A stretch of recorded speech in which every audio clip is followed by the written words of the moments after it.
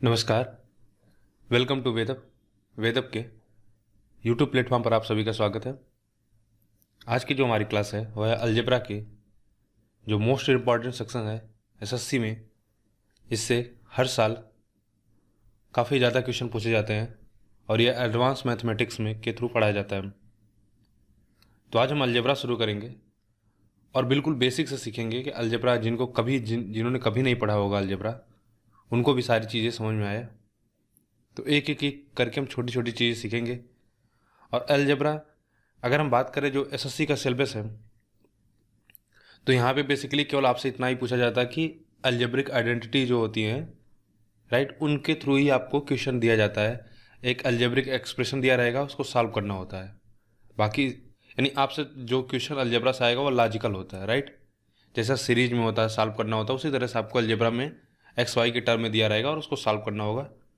और कुछ algebraic identities हैं जैसे ए प्लस बी का होल स्क्वायर, ए प्लस बी का होल क्यूब, राइट, ए प्लस बी प्लस सी का होल स्क्वायर। इस तरह की वैल्यू आपको याद होगी तो आपके क्वेश्चन जो एसएससी में पूछा जाता है, यानी एसएससी अगर हम कैट की बात छोड़ दें तो एसएससी में सबसे अच्छा अलजेब्रा पूछा जाता है। क्वांटिटेटिव एप्टीट्यूड जो सिलेबस है मैथमेटिक्स का। रही बात एनडीए में, एनडीए का लेवल जो एग्ज़ाम होता है वह थोड़ा अलग होता है। तो वहाँ पे हो सकता है कि आपसे रूट या रेंज भी पूछा जाए, लेकिन जो एसएससी हुआ या यूपीएसआई या इस तरह के जो एग्ज़ाम होते हैं यहाँ पे बस केवल बेसिकली आपसे एक्सप्रेशन होता है, अलजेब्रिक एक्सप्रेशन, उसको सॉल्व करना होता है। ना आपसे यहाँ पे रेंज पूछा जाता है, राइट, या रूट से बहुत ज़्यादा आपसे प्रॉब्लम नहीं बनेगा। क्वाड्रेटिक इक्वेशन का रूट बहुत ज़्यादा मैक्सिमम पूछा जाएगा, तो क्वाड्रेटिक इक्वेशन का, ठीक है। तो यानी पॉलिनोमियल एक्सप्रेशन रहेगी, उसको हमको सॉल्व करना होगा। तो शुरू करते हैं। सबसे पहले अलजेब्रा समझ ही लेते हैं कि अलजेब्रा आखिरकार कि फंडामेंटल जो कॉन्सेप्ट है अलजेब्रा का वह क्या होता है। देखो, जैसे हम मैथ की बात करते हैं, अर्थमेटिक हुआ या, तो वहाँ पे हम नंबर से डील करते हैं, राइट, 1 2 3 4 5 इस तरह से। लेकिन अलजेब्रा में हम लेटर से डील करते हैं, राइट। यानी हम जो एडिशन सब्ट्रैक्शन, जैसे 1 + 1 हम करते हैं 2, इसी तरह यहाँ पे हम क्या करेंगे x + x 2x। तो इन x नंबर है, x y z, इस तरह से जो नंबर होते हैं इनको बोला जाता है लिटरल। क्या बोलते हैं? Literal number, right. और जो 1 2 3 है इनको बोला जाता है न्यूमेरल नंबर। इनको क्या बोलते हैं? Numeral number. तो जो अलजेब्रा में होता है क्या हुआ होता है कि लिटरल और न्यूमेरल नंबर का, का दोनों का एक साझेदारी में होता है कि यानी लिटरल नंबर भी होगा और न्यूमेरल नंबर भी होगा, ठीक है। तो जैसे अगर हम बात करें कि जैसे हम न्यूमेरल नंबर में यानी अंकगणितीय संगणना जो हम करते हैं कि एक एक जोड़ देंगे तो 2 होगा, उसी तरह आप x + x जोड़ सकते हो, इसको घटा सकते हो, मल्टीप्लिकेशन हो सकता है और सब्ट्रैक्शन हो सकता है। यानी जो आप एक ऑपरेशन यहाँ पे करते थे न्यूमेरल नंबर पे, वही सेम ऑपरेशन आप लिटरल नंबर पे कर सकते हो। ये वही छोटी सी बात। अब इसके आगे बढ़ते हैं। पावर एवं सरल इंडाइसेस सब सारी चीज़ें अप्लाई कर सकते हो। जैसे हम बोले 2⁻1 × 2⁻1, इसको क्या लिख सकते हो? 2⁻2 यानी कितना? 4। उसी तरह अगर आप चाहो तो x × x, तो पावर 1 ये कितना हो जाएगा? x² हो जाएगा, राइट। अगर x² अंडर रूट कर देंगे तो ये कितना मिलेगा? x होगा। तो सारी चीज़ें जो कॉन्सेप्ट हम वहाँ पे अप्लाई करते थे यहाँ पे अप्लाई कर सकेंगे। अब कुछ छोटी छोटी चीज़ें जान लेते हैं जो आपको ऑलरेडी पहले पता होगी, बहुत से लोगों को नहीं पता है तो कोई बात नहीं। देखो, अगर इस तरह से लिखा हो a इक्वल्स, इसको पढ़ा जाएगा a = b, इसको क्या पढ़ोगे? a ≠ = b, इसको बोला जाता है a < b। ये साइन होता है, इधर वाला जो भाग होगा वह क्या होगा? वह छोटा होता है, और ये बड़ा वाला यानी खुला मुंह जो जिसको बोलोगे, यह इधर साइड क्या होती है? बड़ा वाला अंक होता है। यानी इसे लिखोगे 2 < 4, राइट। और इसी का रिवर्स होता है कि 2,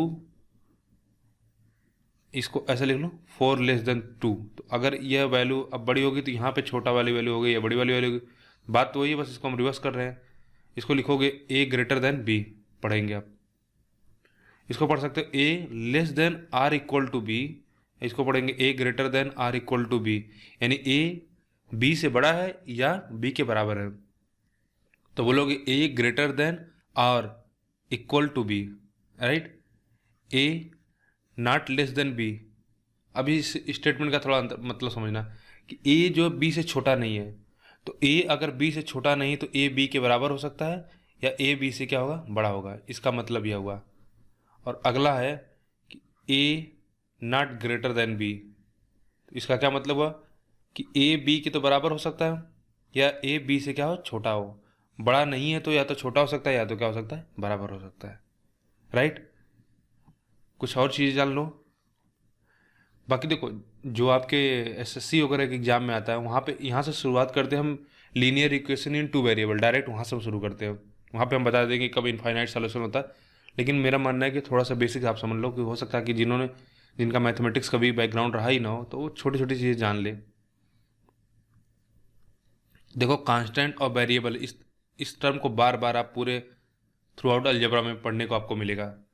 तो कांस्टेंट टर्म होता है कि जैसे 2, 3, -3/4, यह क्या है, कांस्टेंट नंबर है, यानी इनकी वैल्यू में कोई चेंज नहीं होगा।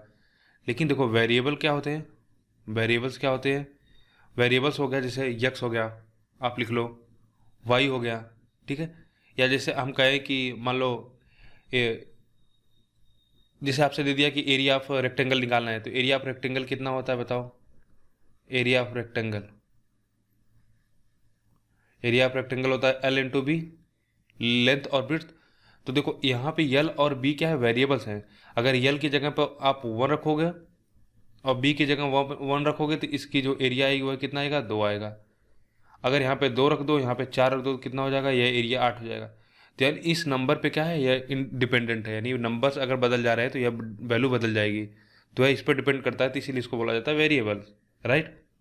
लेकिन 10 गुणे अगर 2 लिखा हुआ, तो इसकी वैल्यू हमेशा 20 ही होगी। तो यह क्या होगा, हमेशा कांस्टेंट होगा। आगे बढ़ते हैं। अब देखो, आप जान लो कि अलजेब्रिक एक्सप्रेशन क्या होते हैं। अलजेब्रिक एक्सप्रेशन क्या होता है,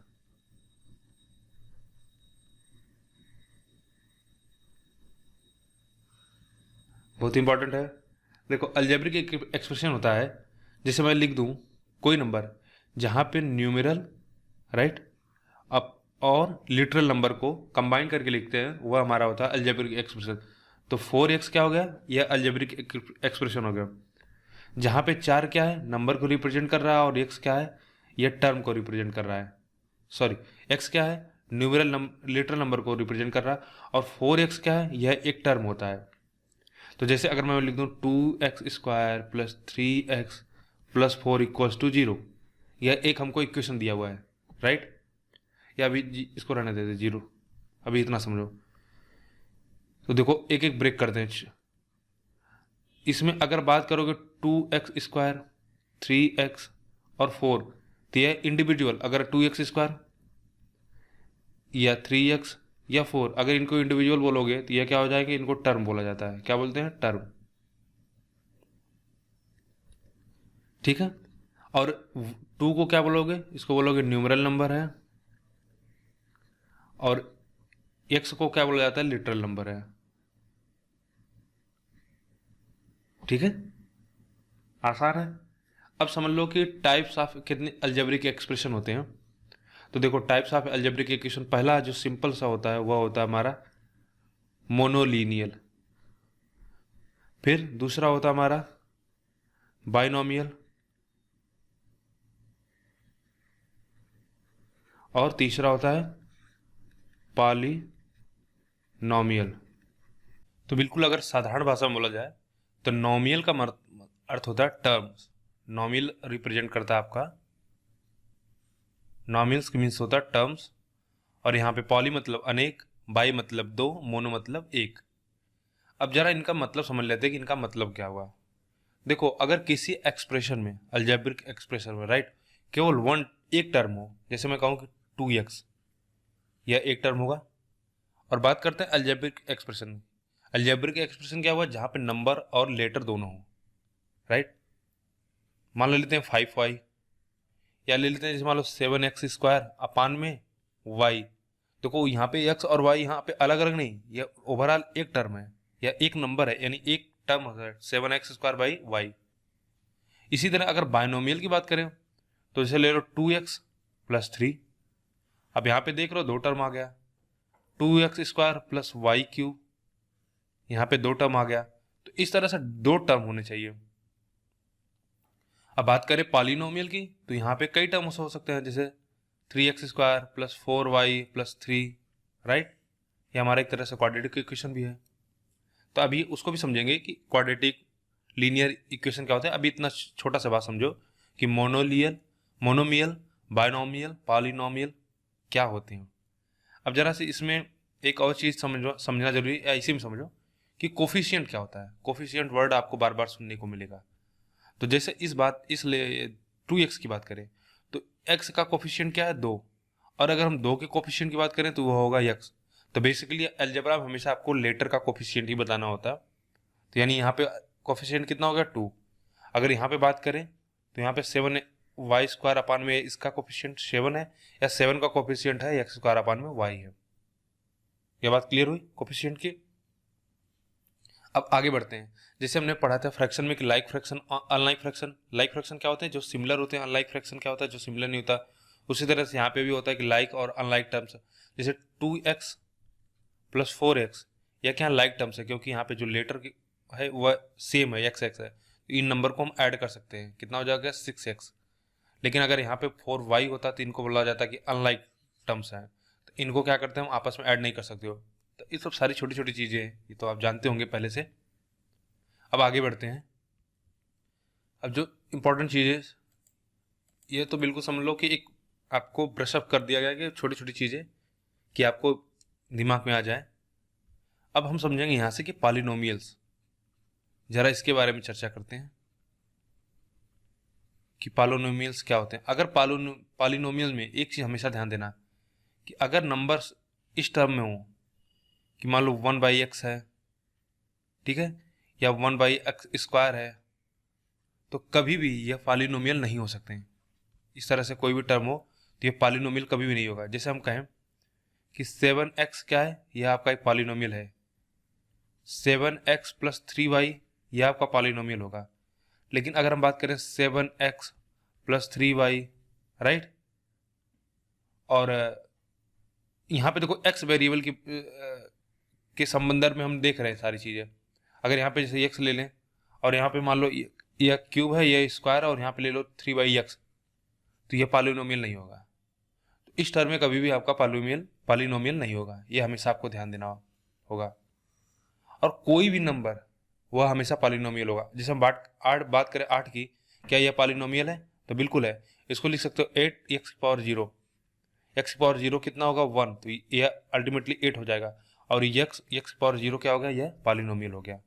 ठीक है, तो इसमें जो सबसे इंपॉर्टेंट चीज याद करनी है वह यह कि पॉलिनोमियल कभी भी इस टर्म में यानी बाई 1 x हो, यानी x की पावर कभी भी नेगेटिव नहीं होना चाहिए।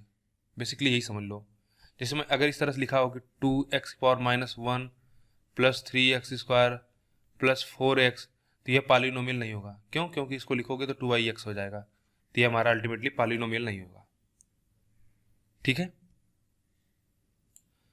अब एक चीज़ और कि अगर आप जानना चाहते हो कि पॉलिनोमियल एक्सप्रेशन को कैसे हम डिनोट करते हैं, तो इसको भी समझ लो। बेसिकली आपको यहाँ से क्वेश्चन नहीं आएगा, लेकिन आपको पता होना चाहिए कि हम पॉलिनोमियल का अगर एक जनरलाइज इक्वेशन लिखें तो कैसे लिख सकते हैं, राइट। तो देखो, जैसे अगर हम बात करें कि पहले एक चीज़ और समझ लो कि जैसे 7 + 3x लिखा हुआ है, तो जो इसमें वेरिएबल्स होता है, यहाँ पे वेरिएबल क्या है, x है। तो x की पावर कितना, 1 है। तो कहोगे इसकी डिग्री कितना है। कभी कभी पूछ लेता कि भाई इक्वेशन दे दिया जाएगा, पूछेगा इसका डिग्री कितना है, तो इसकी डिग्री 1 होगी। लेकिन अगर मैं मान लो लिखो इस तरह से लिख दूँ कोई नंबर 3x² + 7 + 4x, अब इसमें हाईएस्ट पावर कितना है, 2 है, तो इसकी डिग्री कितनी होगी, इसकी डिग्री होगी 2। इसी तरह 3 हो सकता है, 4 हो सकता है, 5 हो सकता है, कुछ भी हो सकता है। तो अगर जनरलाइज फॉर्म में लिखें कि function f(x), right, a0 x⁻n plus a1 x⁻n-1 plus a2 x⁻n-2 plus dot dot dot कहाँ तक, a⁻n तक, an तक। बेसिकली जो जीरो है यहाँ पे जीरो नहीं, मतलब जैसे अगर हम इस तरह से लिखें कि कोई नंबर ले लें कि मान लो 2x⁴ plus 3x³ plus 4x² plus 7x plus 8। तो देखो यहाँ पे जो हमारा एन है ना, यह हमारा कांस्टेंट टर्म होगा, तो वह कांस्टेंट टर्म यहाँ पे क्या हो गया, 8 हो गया। और ए जीरो को रिप्रेजेंट कर रहा है 2, और एन हमारी क्या है, डिग्री या पावर है, यानी यह 4 डिग्री का, और यहाँ पे डिग्री कितना है, एन डिग्री है, राइट। तो कभी भी ए जीरो नहीं होना चाहिए। अगर हमसे मान लो बात कर रहे हैं एन डिग्री की या 4 डिग्री की बात कर रहे हैं और 2 की जगह पे जीरो होता, तो यह तो पूरा एक्सप्रेशन जीरो हो जाता। तो डिग्री कितना होती है, तब इस एक्सप्रेशन की डिग्री केवल 3 होती है। तो ये छोटी सी चीज आपको ध्यान रखना है, ठीक है। अब आगे बढ़ेंगे। देखो यहाँ पे जो एफ है ना, इसको बोला जाता है ऑपरेंड। क्या बोलते हैं, ऑपरेंड, फंक्शन में होता है। तो देखो यहाँ पे एफ ऑफ एक्स अगर है, एक्स की वैल्यू अगर हम कुछ भी ले लेते, एक छोटा सा एग्जांपल लेते हैं, f of x equals to 2x plus 3 है। तो अगर x की जगह पे अगर हम 3 इनपुट करेंगे तो यहाँ पे इस तरह लिख सकते हैं, f3 इक्वल्स टू कितना हो जाएगा, 3 दूनी 6, 3 9, यानी इसका वैल्यू कितना होगा, 9। तो जब आगे क्वेश्चन करेंगे तो कहीं कहीं इसका यूज हो जाता है, आपको आता है यूज करने के लिए। छोटा सा तुरंत एक चीज और समझ लो कि ग्राफिकल रिप्रेजेंटेशन कैसे होता है। अगर कोई इक्वेशन इस फॉर्म में हो कि मान लो कोई 1 वेरिएबल्स का लीनियर इक्वेशन है, या ऐसे कर लो कि 1 डिग्री का कोई हमारा बाइनोमियल एक्सप्रेशन है, यानी यहाँ पे 2 टर्म्स है और डिग्री कितना 1 है। इसको अगर आप ग्राफिकल रिप्रेजेंट करना चाहते हो, ठीक है, तो सबसे पहले हम ग्राफ बनाते हैं। ये हमारा रिप्रेजेंट करता है वाई एक्सिस को, यह रिप्रेजेंट करता है एक्स एक्सिस को। ये छोटी सी चीज जान लो, क्योंकि जब आप कोऑर्डिनेट ज्योमेट्री पढ़ोगे एसएससी की जो भी स्टूडेंट है, तो उनको वहाँ पे फिर पढ़ना पड़ेगा, वहाँ पे ग्राफ उनको आना चाहिए ही। बहुत से क्वेश्चन हमारे ग्राफ से बड़े आसानी से हो जाते हैं। तो 1 क्या है, यहाँ पे 1 कांस्टेंट टर्म है, राइट। और इसके बराबर हम मान लेते हैं यह बराबर है y के बराबर है, यह फंक्शन, ठीक है। तो देखो अगर आप इस एक्सप्रेशन में मान लो x बराबर 1 रखते हो, तो y बराबर कितना आ जाएगा, आप कहोगे 1 1 3। और x बराबर मान लो -2 रखते हो, तो कितना हो जाएगा, -2 रखोगे तो y की वैल्यू आ जाएगी -1। अच्छा, x बराबर अगर आप 1/2 रखो, -1/2 रखो, तो y की वैल्यू कितना आ जाएगी, 0 आ जाएगी, ठीक है। अब जरा इसको नंबर लाइन पे ग्राफ ड्रा करो कि, और अगर x की वैल्यू आप 0 रख लो, x की वैल्यू अगर आप 0 रख लो, तो y की वैल्यू कितना आ जाएगी, y की वैल्यू आ जाएगी 1। तो 3 हमको इससे जरा हम ड्रा करने की कोशिश करते हैं ग्राफ। तो सबसे पहले हमने x इक्वल टू 0 रखा। देखो यह हमारी लाइन है x की, राइट। तो इस पे तो x कभी 0 नहीं होगा, 0 आपका कहाँ होगा, y एक्सिस पे होगा। तो x अगर हमारा 0 और y की वैल्यू 1 है, यानी वह पॉइंट 1 यहाँ पे होगा। Just 1 second. तो वह वैल्यू हो गई हमारी यहाँ पे, x हमारा कितना 0, तो सबसे पहले x लिखते हैं, फिर y लिखा जाता है, इस तरह से लिखा जाता है, y वहाँ पर हमारा 1 है। फिर हमने बोला कि अगर हमारा x 1 होता, अगर x हमारा 1 होता, तो y की वैल्यू कितना होती, 3 होती, ठीक है। यानी अगर हमारा x 1 होता, मान लो 1 यहाँ पे है, तो y की वैल्यू कितना होती, 3 होती। 3 क्या है, पॉजिटिव नंबर से। तो देखो यहाँ पे इसको बोला जाता है फर्स्ट क्वाड्रेंट, इसको बोलते हैं फर्स्ट क्वाड्रेंट, इसको सेकंड क्वाड्रेंट बोला जाता है, इसको थर्ड बोला जाता है, इसको फोर्थ क्वाड्रेंट बोलते हैं, राइट। यहाँ पे क्या होगा, यहाँ पे y भी पॉजिटिव होता है, x भी पॉजिटिव होता है। इधर क्या होता है, जैसे इस लाइन, इस पॉइंट को, ये हमारा ओरिजिन होता है, इसका वर्टेक्स होता है 0.0 0,0। इसकी इधर आओगे तो x क्या हो जाएगा, नेगेटिव हो जाएगा, लेकिन y अभी भी पॉजिटिव है। और अब इसके इधर आ जाओगे तो x भी नेगेटिव हो जाएगा, y भी नेगेटिव हो जाएगा। तो अगर हमारा x पॉजिटिव और y भी पॉजिटिव, तो कौन सा क्वाड्रेंट है, पहला क्वाड्रेंट है, वह वैल्यू यहाँ पे होगी, राइट। यह कितना होगा, 1 और 3। अगर आपको ऐसा नहीं समझ में आ रहा, तो सीधा आप क्या करो, y की वैल्यू यहाँ पे 0 पुट करो, y इक्वल्स टू 0 रखोगे तो x की वैल्यू कितना आ जाएगी, -1/2 आ जाएगी। तो y की वैल्यू 0 किस पे होगी, x एक्सिस पे होगी, और x की वैल्यू कितना, -½ है, तो -½ यहाँ पे कहीं होगा, और y क्या है हमारा 0 है। तो जो हमारा ग्राफ ड्रा करेंगे वह इस तरह से होगा, एक लीनियर इक्वेशन 2 डायमेंशनल होगा, ठीक है। यह y को यहाँ पे काटेगा और x को यहाँ पे काटेगा। लेकिन अगर मान लो कि हमारा, देखो आपको यहाँ पे कोई ज़रूरत नहीं है अलजेब्रा में, मैं बता दे रहा हूँ आपको, यहाँ पे कोई आपको इसकी ज़रूरत नहीं है। अगर इस मान लो हमारा एक क्वाड्रेटिक इक्वेशन होता, मान लो x² + 2x + -3 = 0 होता, या इसको आप f(x) फंक्शन बोलो, तो जो इसका ग्राफ बनता है ना वह पैराबोला होता है। इस तरह से आप ड्रा करोगे तो आपका इस तरह से मिलेगा। क्योंकि इसके क्या होंगे, दो रूट होंगे। इसको अगर आप सॉल्व करोगे तो इसके दो रूट आएंगे, राइट। इसको सॉल्व करोगे तो कितना हो जाएगा, 3 और 2 यानी -3 और 1, इसके दो रूट मिलेंगे। तो यानी एक यहाँ पे वैल्यू काटेगा 1, 0 पे। देखो जब 1 रखो तो क्या हो जाएगी, अगर इसको y रख लो तो x बराबर 1 रख लो तो y बराबर 0 हो जाएगा, ठीक है। और यहाँ पे देखो, यहाँ पे जब एक बार आप -3 रखो तब भी यह वैल्यू पूरी 0 हो जाएगी। x बराबर -3 रख लो तब भी y बराबर कितना होगा, 0 होगा। तो यह इस तरह से एक पैराबोला बनता है। और यह जो 3 है ना, यह क्या है, एक्चुअली यह हमारा है इस कांस्टेंट टर्म को, इसकी रेंज डिफाइन कर रहा है कि यह वैल्यू कहाँ पे x को काटेगी, 3 पे। और 3 चूंकि माइनस, अगर पॉजिटिव होता तो ऊपर होता, तो यह 3 हो गया, ठीक है।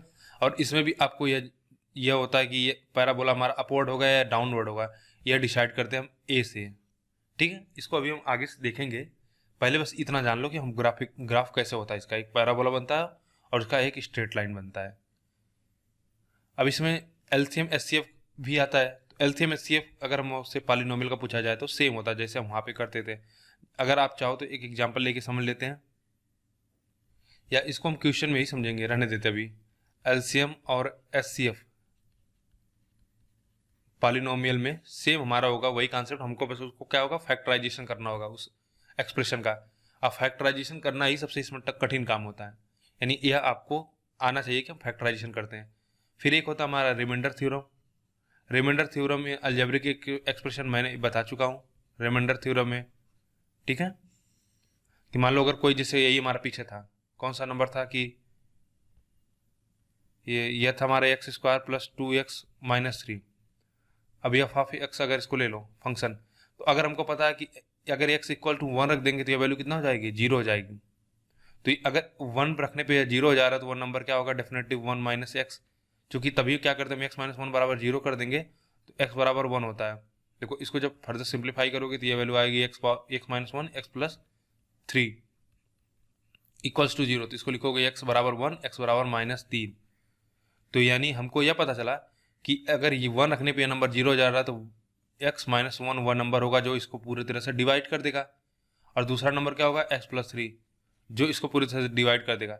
या कह लो कि ये दोनों क्या है, इसके फैक्टर हैं। अगर हम इसको लिखें x² + 2x - 3 को लिखेंगे तो x - 1 और दूसरे ब्रैकेट में x + 3, तो यह क्या हो गया, इसके फैक्टर हो गए, राइट।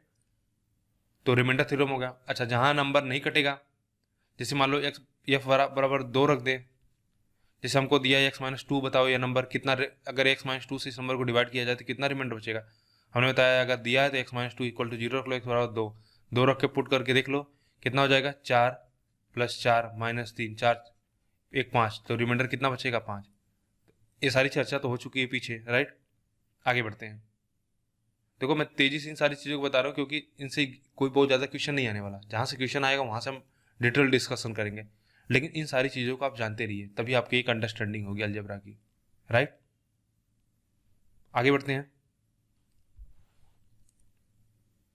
अब देखो यहाँ से हम बड़े ध्यान से समझेंगे। अब यहाँ से हमारा क्या होता है, एग्जाम में यहाँ से क्वेश्चन बनना शुरू होता है एसएससी में। और अलजेब्रा में जो एसएससी में ना बिल्कुल कॉन्सेप्ट नहीं है, केवल अगर यही जैसे लीनियर इक्वेशन में बता दे रहा हूँ, क्वाड्रेटिक इक्वेशन के रूट और उनके non zero solution, unique solution और इनफाइनाइट सॉल्यूशन, यही 3 कंडीशन होती है, उनको जान लो, उसके बाद कोई कॉन्सेप्ट नहीं है। उसके बाद तो कुछ एक अलजेब्रिक आइडेंटिटीज है, वो तो आप सिंप्लीफिकेशन या वो आप कक्षा 8 से जान रहे हो, 9 से जान रहे हो, राइट। उसके बाद तो बस केवल आपको क्या है, लॉजिक से सभी क्वेश्चन सॉल्व करने हैं। तो सबसे कम कॉन्सेप्ट है अगर एक तरह से देखा जाए। अब यहाँ से ध्यान से समझेंगे कि लीनियर इक्वेशन क्या होता है। अभी तक हमने पूरी चर्चा कर ली कि भाई अलजेब्रिक एक्सप्रेशन क्या होते हैं, अलजेब्रिक इक्वेशन क्या होता है, पॉलिनोमियल इक्वेशन क्या होते हैं। अब जो हमारा है लीनियर इक्वेशन, इसको बड़े ध्यान समझिएगा, यहाँ से क्वेश्चन बनना शुरू होता है। देखो कोई भी स्टेटमेंट, ठीक है, कोई भी स्टेटमेंट जो इक्वालिटी का स्टेटमेंट हो, जिसमें नंबर्स और क्या न्यूमेरिकल नंबर्स और लेटर्स इन्वॉल्व हो, उनको बोला जाता है लीनियर इक्वेशन। क्या करने का मतलब हुआ कि जैसे मैंने बोला कि 4 और x, यहाँ पे क्या हुआ, नंबर हो गया और लेटर हो गया, और इक्वालिटी का स्टेटमेंट इक्वल कर दिया। ये मान लो 4x किसी के इक्वल 12 के बराबर है, तो यह क्या हो गया, हमारा एक लीनियर इक्वेशन हो गया। इसी तरह से हम अगर लिखे 8 + y = 0, यह क्या हो गया, हमारा लीनियर इक्वेशन है। यानी 8 + y, अगर y कुछ ऐसा नंबर, इनको जब हम ऐड करेंगे तो ये वैल्यू कितना हो जाएगी, 0 के बराबर होगी। दूसरा देखते हैं, अगर मान लो 7 - 2y = 5, यह क्या हो गया, यह हमारा लीनियर इक्वेशन हो गया। ठीक है, जिसमें हमारा नंबर्स इन्वॉल्व हो, लेटर इन्वॉल्व हो, और यह क्या हो, एक इक्वालिटी का एक सिंबल हो, यानी बराबर के सिंबल्स हो, उसको हम बोलेंगे लीनियर इक्वेशन। तो अब देखो आगे बढ़ेंगे। यहाँ पे तक तो आप जान चुके हो कि अब इसमें क्या होता है, जो लीनियर इक्वेशन होता है, कि यहाँ पे डिग्री आप देख रहे हो कि हमारी कितना है, 1 है लीनियर इक्वेशन में, कि x पावर 1 है, y की पावर 1 है, y की पावर 1 है, तो हमेशा डिग्री 1 होगी, ये हमेशा ध्यान देना है। अब लीनियर इक्वेशन भी हम दो इक्वेशन पढ़ते हैं, एक होता है कि वन वेरिएबल्स, आप यहाँ पे देख रहे हो क्लियरली x है, y है, तो एक एक वेरिएबल्स है। और दूसरा होता है कि 2 वेरिएबल्स, बेसिकली जो हमारा क्वेश्चन बनता है वह 2 वेरिएबल्स बनता है। तो यहाँ समझेंगे, जैसे अगर मैंने लिख दिया कि इस तरह से कि 4x प्लस, इसी में देख लेते हैं कि 3x = 12 है, तो आपने देखा यहाँ पे y लिख देते हैं। यहाँ पे एक x वेरिएबल है और एक y वेरिएबल है, दो वेरिएबल्स हो गए। डिग्री कितना हुआ, डिग्री हमारा हो गया 1, x की पावर भी 1 है, y की पावर भी 1 है। ठीक है, तो यह हमारा हो गया लीनियर इक्वेशन, इसको बोलते हैं linear equation in 2 variables, linear equation in 2 variables. अब यहाँ से आगे बात बढ़ेगी, तो इसको अगर जनरलाइज फॉर्म में लिखा जाए तो इस तरह से लिखते हैं कि linear equation in 2 variables ax + by + c = 0। इसको इधर लेते हो -12, तो यहाँ पे a b और c क्या है, कांस्टेंट टर्म है, क्योंकि ये नंबर होंगे। x y क्या हो गए, हमारे वेरिएबल्स हो गए।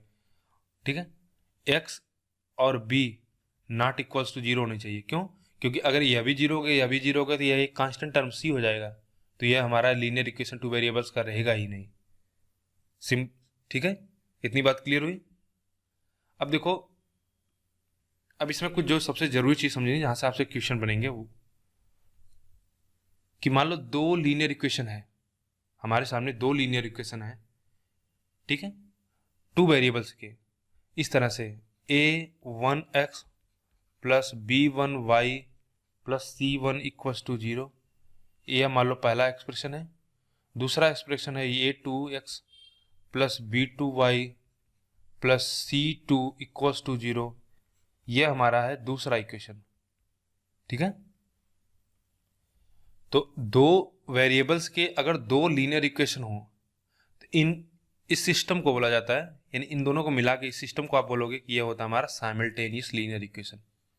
क्या बोलते हैं इसको, साइमल्टेनियस लीनियर इक्वेशन। अब साइमल्टेनियस लीनियर इक्वेशन में देखो दो तरीके से हो सकता है, दो सिस्टम हो सकते हैं। एक होगा जैसे यही नंबर है, एक होता है इसको बोलते हैं कंसिस्टेंट इक्वेशन, कंसिस्टेंट सिस्टम।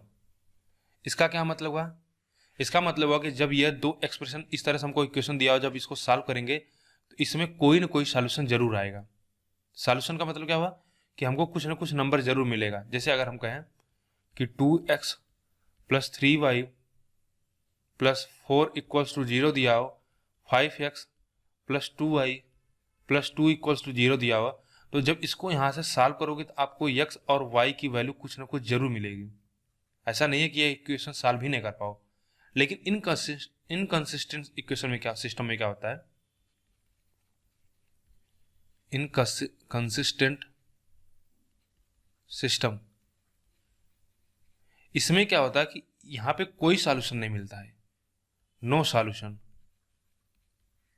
यहां पे आपको कोई सॉल्यूशन मिलेगा ही नहीं। जैसे एक एग्जांपल ले लो, जैसे यही हमारा है कि 2x + 3y + 4 है ना, यहाँ पे इसको ऐसे कर लो कि 2, यहाँ पे लिख लेते हैं हम कि 2x + 3y + 4 की जगह बस आप कुछ नंबर बदल दो, यहाँ पे 6 लिख लो। अब जरा इनको, यही दो इक्वेशन है, इसको अगर हम पहला इक्वेशन बोलते हैं, इसको मान लो ये दूसरा हमारा है और यह तीसरा है। अब अगर आप पहला और तीसरा सॉल्यूशन सॉल्व करने का प्रयास करो तो आप कर ही नहीं पाओगे। क्यों? क्योंकि काटोगे, जैसे सब्ट्रैक्ट करोगे तो ये एक्स भी कट जाएगा, ऐड करोगे तब भी, तो इस इक्वेशन को आप नहीं सॉल्व कर पाओगे। इसका हमारे कोई सॉल्यूशन नहीं मिलेगा। क्यों?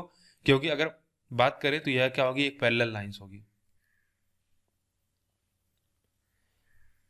और एक चीज समझते हैं आगे। तो देखो, अगर हमारा दो साइमल्टेनियस इक्वेशन है, हमने बात किया A X plus B one Y, ठीक है, या इसको हम ऐसा करते हैं, इस तरह से लिख लेते हैं अपनी सुविधा के लिए, इक्वल्स टू सी वन, और दूसरा इक्वेशन लिख लेते हैं A two X plus B two Y equals to C two. तो देखो, यहां से आपसे क्वेश्चन पूछा जाता है कि हमारा अगर दो साइमल्टेनियस इक्वेशन है, तो देखो अगर हमसे पहला पूछा जाता है कि यूनिक सॉल्यूशन हो, यानी इसका एक सॉल्यूशन जरूर मिले। यूनिक सॉल्यूशन के लिए क्या होगा, यूनिक सॉल्यूशन के लिए हो, दूसरा होता है कि इनफाइनाइट सॉल्यूशन हो, इनफाइनाइट सॉल्यूशन, और तीसरा होता है नो सॉल्यूशन। नो सॉल्यूशन तो हमने देख चुका है अभी पीछे, कि हुआ क्या, इनकंसिस्टेंट हो।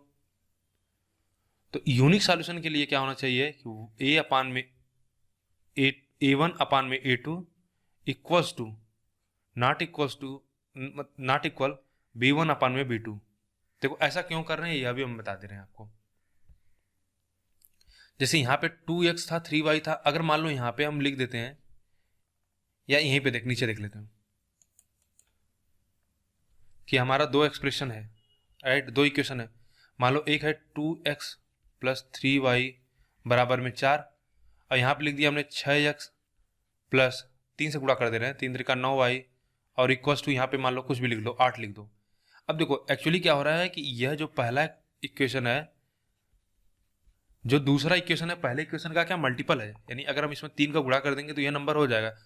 तो 3 का गुणा कर दोगे तो यह भी कितना हो जाएगा, 3x, या यहाँ से आप 3 कॉमन ले लो, यहाँ 3 गुणा कर दो, 3x 3y 9y 6x plus 9y बराबर 12 हो जाएगा। फिर इसको सॉल्व करोगे तो आप एक्स वाई निकाल ही नहीं पाओगे, राइट। तो यहाँ पे एक्स वाई की वैल्यू हमको पता ही नहीं चलेगी। इसीलिए हम कहते हैं कि जो इन दोनों में रिलेशन है, रेशियो है, यानी यहाँ पे 1/3 होगा और यहाँ पे भी 1/3 होगा, यानी यह बराबर नहीं होना चाहिए। यहाँ पे 9 की जगह पे कुछ होता, मान लो अगर हमका 27 भी होता तब भी इसका आंसर आ जाता। तो इसलिए हमको ध्यान देना है कि यहाँ पे A1 और A2 की वैल्यू बराबर ना हो, ठीक है। दूसरा देखते हैं, इनफाइनाइट सॉल्यूशन की बात करते हो। इनफाइनाइट सॉल्यूशन का मतलब हुआ कि यहाँ पे क्या हो जाए कि बराबर हो जाए, केवल यह बराबर ना हो, सी ना बराबर हो। इसका क्या मतलब हुआ, A1 अपान में A2 B1 अपान में B2 equals to not equals to C1 upon में C2, ठीक है। इसका क्या मतलब हुआ कि इनफाइनाइट सॉल्यूशन होने का मतलब हुआ ना कि यह लाइन कोइंसाइड कर जाएगी एक दूसरे पे, दोनों लाइन सेम होंगी। अभी इसको हम समझाएंगे ग्राफ के थ्रू, बस इतना भी जान लो। और नो सॉल्यूशन का मतलब हुआ कि A अपान में A2 इक्वल्स टू B अपान में B2 हो, लेकिन किसके बराबर ना हो, C1 अपान में C2। जब C1 और C2 बराबर नहीं होंगे तो यह कभी सॉल्व ही नहीं कर पाओगे। देखा भी हमने यहाँ पे कि अगर C1 और यहाँ पे 4 था, यहाँ पे कितना था, यहाँ पे हमने 8 लिया था ना कुछ समथिंग, तो यानी यह नंबर अगर बराबर ना हो और यहाँ पे ये दोनों बराबर हो जाए तो यह नंबर कभी भी हम सॉल्व नहीं कर पाएंगे। तो इसको बोला जाता है यूनिक सॉल्यूशन। देखो कभी कभी इस तरह से भी क्वेश्चन पूछा जा सकता है कि बताओ कि इंडिपेंडेंट इक्वेशन के लिए क्या होना चाहिए। इसको बोला जाता है इंडिपेंडेंट इक्वेशन, इसको बोला जाता है डिपेंडेंट इक्वेशन,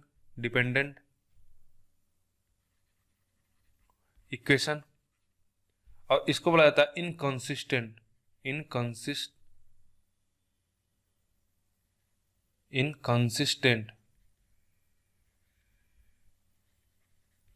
इक्वेशन, राइट।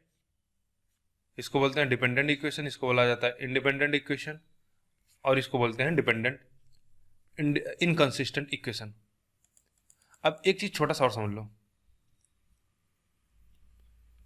कि जैसे हमने अभी आपको बताया कि जो वहां पे जब हम ऊपर ही देख लेते हैं ताकि यहाँ से समझ में आए कि जब हम आपको ग्राफ ड्रा करना बता रहे थे, तो देखो यहाँ पे जो 1 है यह क्या है, अगर हम इस तरह से लिखें कि ए एक्स प्लस के, ठीक है, तो जो यह के होता है हमारा कांस्टेंट टर्म होता है।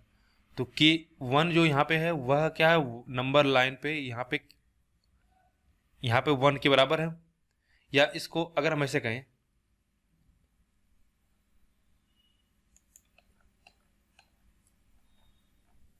यहाँ पे ऐसे समझ लेते हैं कि अगर x बराबर के लिखा हो, x बराबर के लिखा हो, यह हमारे पास एक सिंपल से इतना छोटा सा एक्सप्रेशन हो, तो आप कहोगे जो हमारी ड्रा करेंगे लाइन, x की वैल्यू क्या है, k है, तो यह लाइन क्या होगी, y एक्सिस के पैरेलल होगी। यह हमारी y एक्सिस, यही x एक्सिस है, ठीक है। और अगर मान लो y बराबर k लिखा हो, तो y बराबर k है, तो मतलब k की वैल्यू, y की वैल्यू k है, तो यह लाइन क्या होगी, y एक्सिस के पैरेलल होगी। सिंपल सा, इतना बात समझ गए। अभी तो छोटी सी बात है, इसको जान लो, अभी यहाँ पे हमको काम में आएगा। यहाँ पे हमने बोला कि अगर x इक्वल्स टू के है तो वह ग्राफ क्या होगा, y एक्सिस के पैरेलल होगा, और y इक्वल्स टू के है तो यह x एक्सिस के पैरेलल होगा। अब इतनी छोटी सी बात के बाद अब देखो हम समझते हैं कि इसका यूज क्या होने वाला है। सबसे पहले ये देखते हैं कि अगर कोई एक्सप्रेशन हमारा यूनिक सॉल्यूशन है। यूनिक सॉल्यूशन का क्या मतलब हुआ, इसका बस केवल इतना सा मतलब है यूनिक सॉल्यूशन का कि अगर हम ग्राफ इनका ड्रा करें यूनिक सॉल्यूशन वाले का, जिसमें a1 अपान में a2 not equals to b1 upon में b2 है, तो यह क्या होगा, यह एक दूसरे को क्रॉस करेंगे ग्राफ पे। इनफाइनाइट सॉल्यूशन में क्या होगा कि एक दूसरे पे यह क्या होंगे, देखो यहाँ पे क्या होंगे, क्रॉस ईच अदर। इसको ऐसे लिख देते हैं कि इंटरसेक्ट करेगा। यह क्या है कि एक लाइंस इंटरसेक्ट ईच अदर, ठीक है। यहाँ पे क्या होगा, लाइन क्या होंगे, यहाँ पे लाइन हो जाएगी हमारे को इंसिडेंट, यानी एक के ऊपर दूसरे, मतलब सेम लाइन होगी, एक ही लाइन होगी। जैसे अगर हम ये कहें एक लाइन ये है, तो दूसरा भी इक्वेशन ग्राफ पे अगर ड्रा करेंगे तो वह भी सेम होगा। और यहाँ पे होगा कि नेवर मीट, ये कभी एक दूसरे को न क्रॉस करेंगे, मतलब इंटरसेक्ट नहीं करेंगे, यानी ये एक दूसरे के क्या होंगे, पैरेलल्स होंगे। क्या होंगी, पैरेलल, ठीक है। आगे बढ़ते हैं, गलत लिख दिया मैं, इसको लिख देते हैं पैरेलल, ठीक है। ये लाइन पैरेलल्स होंगे। अब जरा इनको नंबर लाइन पे ग्राफ पे ड्रा करने का प्रयास करते हैं, तो एक एक एग्जांपल लेके देखेंगे, ठीक है। एक बार आप समझ में आ जाए तो बहुत अच्छी बात है। मान लो जैसे हमारे सामने दो इक्वेशन दिया है, पहला देखते हैं यूनिक सॉल्यूशन का, ठीक है। तो दिया मान लो कि x plus 4 x plus y equals to 4 दे रखा हो, और मान लो एक दिया 3x प्लस 2y इक्वल्स में कितना 11। तो जरा इनको ड्रा करते हैं। देखो, तो सबसे पहले आप क्या करो कि x और y का मान निकाल लो। तो देखो जब इसको सॉल्व करोगे तो x की वैल्यू आ जाएगी 3 और y की वैल्यू कितना आ जाएगी, y की वैल्यू आ जाएगी आपकी 1। अब हम इसको ग्राफ ड्रा करते हैं। यह हुआ हमारा y एक्सिस और यह हो गया हमारा x एक्सिस और y एक्सिस। तो देखो जब x की वैल्यू 1 है, x की वैल्यू क्या है, यहाँ पे देखो y की, अगर यहाँ पे x की वैल्यू हम 3 रख देंगे तो y की वैल्यू कितना मिलेगी, हमको 1 मिलेगी, ठीक है। तो जो यह x और y हमको मिला कितना 3:1, इस पॉइंट पे क्या होगा, यह लाइन दोनों एक दूसरे को इंटरसेक्ट करेंगी, यानी इस पॉइंट पे हम कहेंगे लाइन एक दूसरे से को इंटरसेक्ट करेंगे। अब यह आपको पता करना है कि 3 और 1 पॉइंट कहाँ पे लाई करेगा। तो आप कहोगे दोनों पॉजिटिव हैं, तो यह क्या होगा, फर्स्ट क्वाड्रेंट में होगा, क्योंकि यहाँ पे x पॉजिटिव होता है, y पॉजिटिव होता है। या अगर आपको मैं बता दे रहा हूँ एक बार, जिनको नहीं पता होगा पहले से, यहाँ पे x पॉजिटिव होता है, y पॉजिटिव होता है। यहाँ पे x नेगेटिव होता है, y पॉजिटिव होता है, ठीक है। यहाँ पे क्या होगा, x भी नेगेटिव होगा और y भी हमारा क्या होगा, नेगेटिव होगा। और यहाँ पे x तो पॉजिटिव होगा एक्स हमारा पॉजिटिव होगा और वाई क्या होगा, निगेटिव होगा। इसको बोलते हैं फर्स्ट क्वाड्रेंट, प्रथम चतुर्थांश, या क्या बोला जाता है हिंदी में, माफ करना मुझे भी याद नहीं आ रहा है। इसको सेकंड क्वाड्रेंट, इसको थर्ड, इसको फोर्थ बोला जाता है, राइट। तो आपको यहाँ पे क्लियरली दिख रहा है कि दोनों नंबर पॉजिटिव हैं, तो दोनों नंबर कहाँ मीट करेंगे, इस क्वाड्रेंट में करेंगे। तो x बराबर 3 पे कहीं एक, मान लो 2 और 3, 3 यहाँ पे, और y बराबर कितने, 1 पे, मान लो यह हो गया हमारा 1, तो यह नंबर कौन सा होगा, कहाँ पे मीट कर रहे हैं, यह इस पॉइंट पे मीट करेंगे, राइट। तो इसको मिटा देते हैं, हटा देते हैं।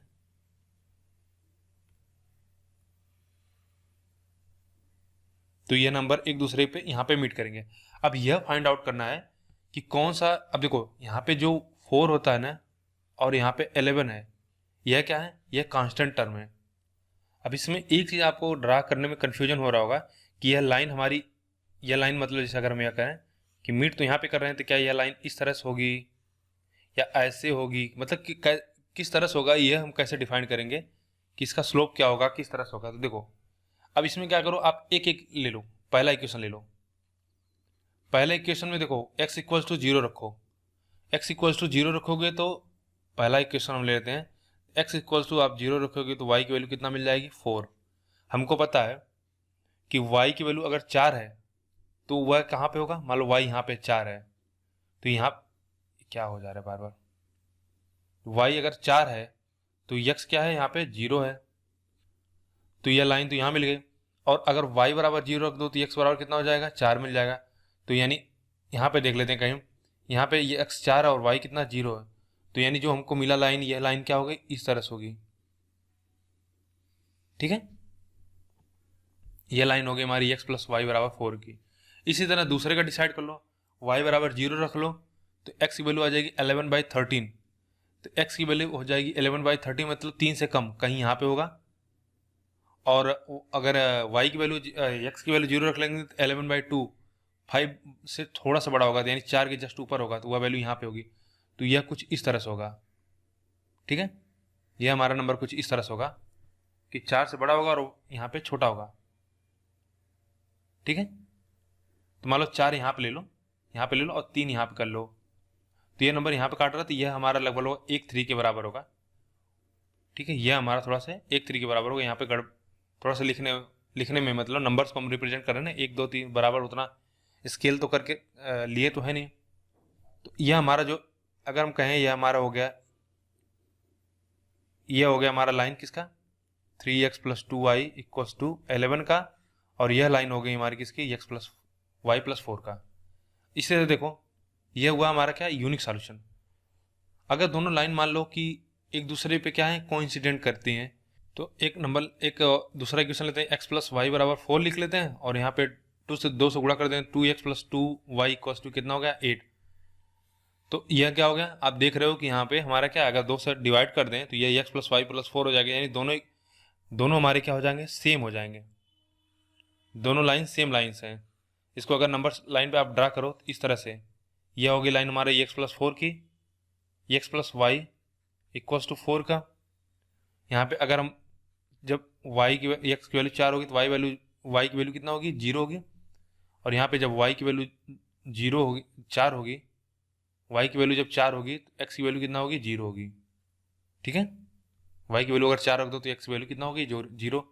इसी तरह जब 2x plus 2y equals to 8 को अगर आप ड्रा करोगे तो वह भी हमारा कितना क्या होगा, यही सेम लाइन होगी। तो इसलिए बोला जाता है कि इस लाइन का क्या होगा कि इनफाइनाइट नंबर ऑफ सॉल्यूशन होते हैं, ठीक है। दोनों हमारी लाइन सेम हो गई। तीसरा जो हमारा है, तीसरा हमारा क्या है कि पैरेलल लाइंस। इसमें क्या होता है कि जैसे अगर एक एक्सप्रेशन ले लो, यही हमारा था कि x plus y equals to 4 हो, और दूसरा हम लिख लेते हैं कि 2x प्लस 2y इक्वल्स में, यहाँ पे बस c बदल दो, यहाँ पे 8 है, जैसे अगर 8 कर देंगे तो ये 4 हो जाएगा, इसको हम बदल लेते हैं, मान लो 12 बना लेते हैं। तो बेसिकली इसको 2 से भाग दोगे तो x प्लस वाई बराबर कितना हो जाएगा, 6 हो जाएगा। तो अब देखो क्या होगा कि हमारा x, इसको जो नंबर लाइन ड्रा करें तो यह हो गया x plus y equals to 4 का, और यह होगा यहाँ पे जो कांस्टेंट टर्म है वो कितना है, यहाँ पे कांस्टेंट टर्म 4 है, यहाँ पे कांस्टेंट टर्म कितना होगा, यहाँ पे आप चाहो यहाँ पे कितना आएगा, 6 आ जाएगा, राइट। यहाँ पे यह कितना 4 0 हो जाएगा और यहाँ पे कितना हो जाएगा 6 0। तो यह लाइन इस तरह से चली जाएगी। यह कितना होगी 0 4, यह कितना हो जाएगा आपको, ये हो जाएगा 0 6। आप देख रहे हो ये हमेशा कांस्टेंट दूरी बनी रहेगी क्योंकि दोनों पैरेलल लाइंस है, तो यह कभी भी एक दूसरे से मीट नहीं करेंगी, यानी इनफाइनाइट तक भी कभी मीट नहीं करेंगी। तो जब कभी मीट नहीं करेंगी यानी कभी भी इसमें इंटरसेक्शन नहीं होगा, तो कोई भी हमको सॉल्यूशन नहीं मिलेगा। ठीक, तीनों कंडीशन को हमने ग्राफ के थ्रू समझ लिया। तो लीनियर इक्वेशन में इससे ज़्यादा कुछ नहीं पूछा जाएगा कभी भी। अब देखो, एक तो हुआ लीनियर इक्वेशन, एक कभी कभी हमसे पूछा जाता है होमोजीनियस इक्वेशन से। दोनों में बेसिक डिफरेंस है उसको जान लो। Homogeneous system of equation. ठीक है, होमोजीनियस सिस्टम ऑफ इक्वेशन। सबसे पहले यह आपको आइडेंटिफाई करने आना चाहिए कि होमोजेनियस और लीनियर इक्वेशन में क्या डिफरेंस होता है। तो सबसे पहले इसके नाम से जान लो कि यह होमोजीनियस है, मतलब सेम होना चाहिए। यानी हम कहेंगे होमोजीनियस इक्वेशन में जितने भी वेरिएबल्स होंगे उनकी डिग्री क्या होनी चाहिए, सेम होनी चाहिए, और कोई भी कांस्टेंट टर्म नहीं होता है, नो कांस्टेंट टर्म। यही दो कंडीशन होती हैं। इन दो कंडीशन को कोई भी एक्सप्रेशन अगर सेटिस्फाई कर रहा है तो वह क्या होगा, हमारा होमोजेनियस एक्सप्रेशन होगा। जैसे एक एग्जांपल लेते हैं, अगर हम कहें कि x plus y equals to 4, तो क्या यह होमोजेनियस इक्वेशन है? आप कहोगे नहीं। क्यों? क्योंकि इसमें 4 क्या है, 4 एक हमारा कांस्टेंट टर्म है। x plus y square equals to 0, क्या यह अब होमोजेनियस है? क्योंकि यहाँ पे तो कांस्टेंट टर्म है। कहोगे नहीं, क्योंकि y की डिग्री क्या है, 2 है, तो डिग्री भी सेम होनी चाहिए। अब मैं कहूँगा क्या x प्लस वाई बराबर 0 यह होमोजेनियस है? तो आप बिल्कुल कहोगे यह होगा। क्यों? क्योंकि इनकी डिग्री भी सेम है और इसमें क्या है, कांस्टेंट टर्म भी गायब है। तो देखो, इसमें भी पूछा जाता है आपसे कभी कभी कि बताओ होमोजेनियस इक्वेशन की यूनिक सॉल्यूशन कब होंगे, नॉन जीरो सॉल्यूशन कब क्या होगा। तो एक चीज आप बताओ कि जब हमारा कि ये इस तरह से था कि a1x plus b1 y plus c1 equals to 0, a2x plus b2y plus c2 equals to 0, यह था हमारा। और अगर इसमें कोई सॉल्यूशन ना मिले तो वह कंडीशन क्या थी, a1 अपान में b1 इक्वल्स टू a2 अपान में b2, बस c1 और c2 बराबर ना हो। तो इसका क्या फायदा मिलता था हमको, केवल c1 और c2 ना बराबर हो, इससे यह होता था कि यह नंबर दोनों लाइंस पैरेलल हो जाती थी, इसलिए कोई एक्सप्रेशन कोई सॉल्यूशन नहीं आता था। लेकिन होमोजेनियस में क्या होगा कि यह कांस्टेंट टर्म रहेगा ही नहीं, यानी अब ये इसमें हमको कांस्टेंट टर्म c वाला टर्म है ही नहीं, तो आप डेफिनेटली यहाँ से बोलोगे कि होमोजेनियस सिस्टम में हमेशा एक सॉल्यूशन होगा, मिनिमम एक सॉल्यूशन तो हमेशा होगा, और वह एक सॉल्यूशन हमेशा क्या होगा, वह 0,0 होगा। कैसे है देखो,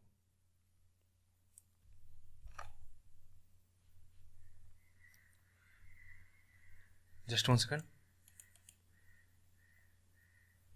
जैसे हम करें कि दो इक्वेशन लेते हैं, 2x माइनस 3y बराबर 0 और 4x प्लस 5y बराबर 0।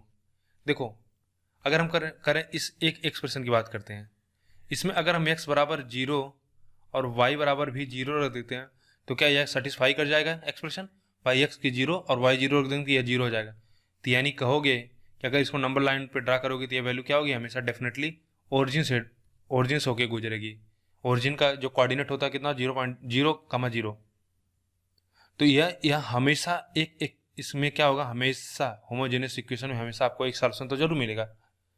अब बात आती है कि इनफाइनाइट सॉल्यूशन कैसे होगा, यानी यूनिक सॉल्यूशन के लिए आप कहोगे, अगर साधारण भाषा में बोला जाए, यूनिक सॉल्यूशन, या इसको बोल सकते हो कि ओनली वन सॉल्यूशन, उसके लिए क्या होगा कि a1 अपान में a2 not equals to b1 upon में b2। ऐसा क्यों कर रहे हैं यह भी आप जान रहे हो। क्यों? क्योंकि अगर यह बराबर हो गए तो दोनों लाइन क्या हो जाएंगे, सेम हो जाएंगे। जैसे अगर 2x minus 3y equals to 0 है और यहाँ पे 3 से गुणा कर लो, ये 6x माइनस 9y बराबर 0 हो जाएगा, तो ये दोनों लाइन क्या हो गई, 1/3 इक्वल्स टू 1/3 हो जाएगा, a अपान में b, a1 अपान में a2, b1 अपान में b2, या 3 काम ले लो, तो यह नंबर क्या हो जाएंगे, ये नंबर एक दूसरे पे कोइंसिडेंट हो जाएंगे, इनमें क्या हो जाएगा, इनफाइनाइट सॉल्यूशन होगा। लेकिन हमको यूनिक सॉल्यूशन चाहिए, तो यह कभी बराबर ना हो। और अगर इनफाइनाइट नंबर ऑफ सॉल्यूशन चाहिए, इनफाइनाइट सॉल्यूशन, उसके लिए क्या होगा, उसके लिए होगा कि A1 अपान में A2 equals to B1 upon में B2। ठीक है, तो यह क्या हो जाएगा, इनफाइनाइट नंबर ऑफ सॉल्यूशन होगा। तो देखो लीनियर इक्वेशन में इतना ही था, टू वेरिएबल्स और होमोजेनियस इक्वेशन में। अब जरा बात कर लेते हैं आगे, जितने भी कॉन्सेप्ट हम इसी वीडियो में उसको कवर कर लेंगे, उसके बाद बस केवल क्वेश्चन करना होगा, क्योंकि जो अलजेब्रिक एक्सप्रेशन है उसमें ऐसा कुछ समझाने वाली बात नहीं है, क्योंकि हर एक क्वेश्चन में क्या होगा, अलग कॉन्सेप्ट अप्लाई होगा। तो वहाँ पे तो हम क्वेश्चन से सीखेंगे, यह कॉन्सेप्ट था, इसको सीख लेते हैं। अब जरा समझ लेते हैं कि क्वाड्रेटिक इक्वेशन क्या होते हैं, राइट। जो अगला टॉपिक है, यहाँ से भी क्वेश्चन खूब पूछे जाते हैं, ये हमारा है quadratic equation, quadratic equation, right. Quadratic equation क्या होते हैं, देखो जो भी expression, algebraic expression ax square plus bx plus c की टर्म लिखा होगा, वह क्या होगा, वह एक क्वाड्रेटिक इक्वेशन होगा। यहाँ पे a b और c क्या है, ये हमारे रियल नंबर्स हैं, राइट। और a कभी भी जीरो नहीं होना चाहिए, क्यों, क्योंकि अगर a जीरो हो गया तो क्वाड्रेटिक वाला पार्ट यानी x की जो डिग्री 2 है वह चली जाएगी, तो हमारा क्वाड्रेटिक इक्वेशन वह कभी रहेगा ही नहीं। ठीक है, और मान लो अगर x पावर 3 होता तो इसको क्या बोला जाता है, बाय, इसको बोलते हैं क्यूबिक इक्वेशन हो जाएगा, क्यूबिक। ठीक है, तो क्यूबिक हमको समझना नहीं, अभी हमको क्वाड्रेटिक ही समझना है। x पावर 2 जहां पे होगा वही हमारा क्वाड्रेटिक इक्वेशन होगा। अब देखो जो ये हमारा एक्सप्रेशन है ना, ये ax square plus bx plus c equals to 0, इसके जो सॉल्यूशन होते हैं जब इसको सॉल्व करोगे, जैसे मान लो हम लिख दें कि 2x प्लस 3 या x square plus 4x plus 4, अगर आपसे पूछा जाए इसका सॉल्यूशन क्या होगा, तो इसका सॉल्यूशन कहोगे 2 होगा, x प्लस 2 का होल स्क्वायर यानी -2 हो जाएगा।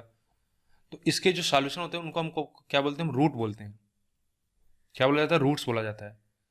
तो मान लो a एक्सप्रेशन है ax स्क्वायर प्लस bx, और इसके रूट्स मान लो अल्फा और बीटा हैं, अल्फा और बीटा हैं, तो अल्फा प्लस बीटा क्या होगा, सम ऑफ रूट्स होता है कि फैक्ट जो b के कोफिशिएंट होते हैं, x यानी इसके कोफिशिएंट, राइट, x का कोफिशिएंट अपान में कितना, एक्स स्क्वायर का कोफिशिएंट कितना हो जाएगा, बी स्क्वायर अपान बी अपान में ए, और यह क्या होगा, हमेशा माइनस लेना।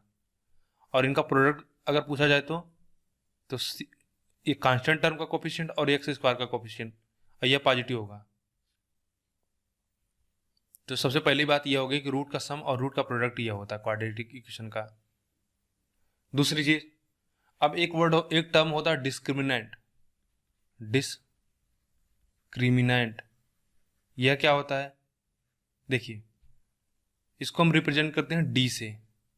d इक्वल्स टू होता है बी स्क्वायर अपान में डी स्क्वायर माइनस 4ac, यानी जो आप श्रीधराचार्य रूल लगाते हो ना, minus b plus minus under root b square minus 4ac, तो वह जो बी स्क्वायर माइनस 4ac वह क्या होता है, हमारा डिस्क्रिमिनेंट होता है। ठीक है, तो जो हमारा रूट्स होते हैं, एक तरीका तो इस तरह से हम निकालते हैं, दूसरा तरीका होता हमारा कि आप जानते होंगे कि अगर मान लो ax square plus bx plus c है, तो इसकी अगर हमको रूट निकालने को हो तो हम क्या करते हैं, श्रीधराचार्य रूल अप्लाई करते हैं, minus b plus minus under root d की जगह पे क्या होगा, बी स्क्वायर माइनस 4ac अपान में कितना 2a, यह हो गया हमारे। यहाँ से हम रूट अप्लाई करते हैं, तो एक बार प्लस रखेंगे और एक बार क्या करते हैं, माइनस रखते हैं। ठीक है, और दूसरी चीज, अगर इस एक्सप्रेशन का रूट अगर मान लो अल्फा है, तो अगर एक्स की जगह पे आप अल्फा अप्लाई कर लो, A alpha square plus B alpha plus C, तो यह डेफिनेटली क्या हो जाएगी, वैल्यू 0 के बराबर हो जाएगी। यानी इस इक्वेशन को सेटिस्फाई करना चाहिए। अगर इसका बीटा है तो बीटा इक्वल्स बीटा रखेंगे तो वह वैल्यू क्या होनी चाहिए, 0 होनी चाहिए। तो यानी उस इक्वेशन को वह सेटिस्फाई करना चाहिए। ठीक है, और एक बात जो पहले हो चुकी है, अगर मान लो अल्फा इसका रूट है तो कहोगे x माइनस में अल्फा, यह क्या होगा, इसका एक फैक्टर होगा, इसमें तो कोई दिक्कत नहीं। बीटा इसका रूट है, अगर बीटा रखने पे एक्सप्रेशन की वैल्यू 0 हो जा रही तो आप कहोगे x माइनस बीटा क्या होगा, हमारा एक रूट, इसका एक फैक्टर होगा। मान लो माइनस बीटा रखने पे यह वैल्यू 0 हो जा रही तो क्या कहोगे, x प्लस बीटा बराबर 0 होगा। क्यों, क्योंकि x बराबर कितना हो जाएगा, माइनस बीटा। ठीक है, ये सारी छोटी छोटी चीजें हैं लेकिन जरूर आपको आनी चाहिए। अब बात करते हैं कि nature of equation, quadratic equation हमसे पूछा जाए, यहाँ से जो हमसे क्वेश्चन बनते हैं कि नेचर कैसा है, या हम इसको बोलें कि nature of root, nature of root. Nature of root अगर कभी भी आपको डिसाइड करना होगा तो वह आप कैसे डिसाइड करोगे? डिस्क्रिमिनेंट से।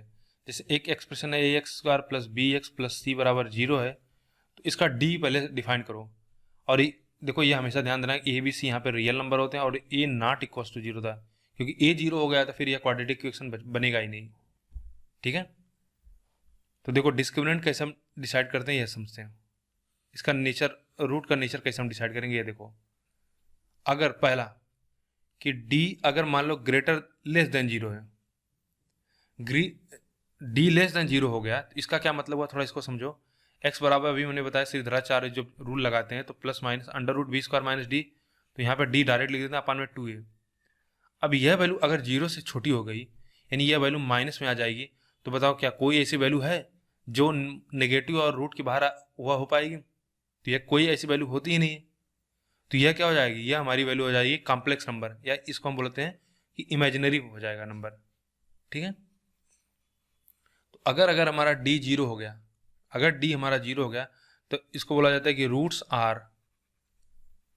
Roots are complex. ठीक है, with non zero imaginary part. ठीक है, रूट्स कॉम्प्लेक्स हो गए और कोई भी इसमें नॉन जीरो यानी कोई भी जीरो इमेजिनरी पार्ट नहीं होगा। दूसरा, अगर d मान लो ग्रेटर या इक्वल्स टू 0 हो गया, अब d अगर 0 हो गया तो उसमें क्या हो गया, तो फिर जो प्लस माइनस वाला टर्म था, अगर यहाँ पे d 0 हो गया तो x बराबर क्या मिल जाएगा, माइनस b अपान में 2a। चूंकि क्वाड्रेटिक इक्वेशन है तो इसके दो सॉल्यूशन आने चाहिए, तो यहाँ पे क्या होगा, दोनों सॉल्यूशन सेम हो जाएगा, यही होगा minus b by 2a minus b by 2a। जैसे x² प्लस 4x प्लस 4 है। ठीक है, ये हम जानते हैं x प्लस 2 का होल स्क्वायर है। इसके सॉल्यूशन क्या होंगे, x प्लस 2 इक्वल टू 0। इसका दो सॉल्यूशन होगा, क्या होगा, -2 हो।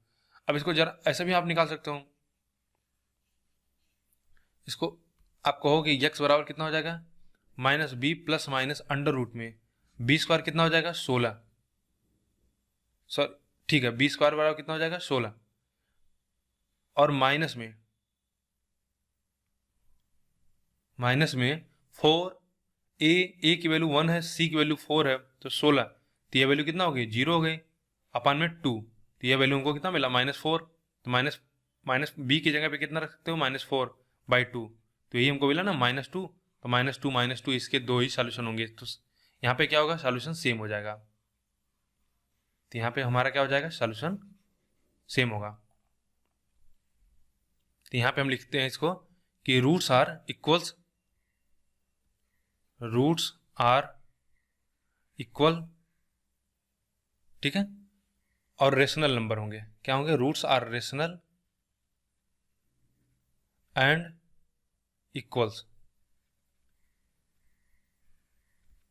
इसका क्या मतलब हुआ कि रूट्स हमारे एक रियल रेशनल नंबर होंगे। जैसे हमने देखा कि भाई -2 यानी वो इमेजिनरी नंबर नहीं होगा कि अंडर रूट -3 -4 इस तरह से नंबर नहीं होंगे, रेशनल होंगे और इक्वल होंगे। और अगर मान लो तीसरा कंडीशन है कि d अगर हमारा ग्रेटर देन 0 होगा, d अगर हमारा ग्रेटर देन 0 होगा, तो रूट्स क्या होंगे, रूट्स आर, देखो इसमें अगर हम इस तरह से इसको दो तरह से डिफाइन कर लेते हैं, एक सेकेंड, इसमें दो कंडीशन हो सकती है हमारी। पहला, ठीक है, और दो कंडीशन इसमें क्या होगी कि एक हो कि हमारा क्या हो कि यहाँ पे d एकदम बिल्कुल परफेक्ट स्क्वायर हो।